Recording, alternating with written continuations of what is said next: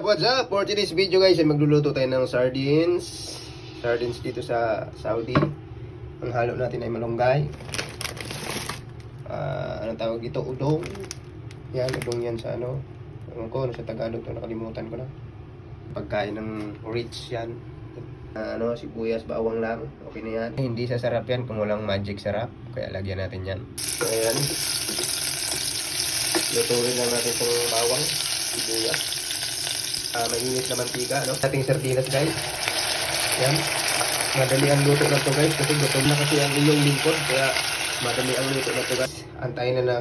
Antayin na natin na kumulo at tapos ilagay na natin yung malunggay. Tapos na yan. So madali ang luto. Yan ang sinasabing pacham na luto. Ilagay ko na yung ano guys, no? Matawag ito miswa ba to? Udong, kung ano, basta bahala na yan. Yan, ilagay ko na siya, basta tapos niya na yung ating mahiwagang malunggay naman ang sunod. Atin saglit at pag malambot na yung ano, ilagay na natin yung malunggay. Patayin na natin para half cook lang yung malunggay. Para masarap! Kaya na guys, nilagay ko na yung malunggay, no? Yan. Okay na yan. Patayin na natin para half cook lang yung malunggay. Pangit kasi pag lutong-lutong yan. Okay!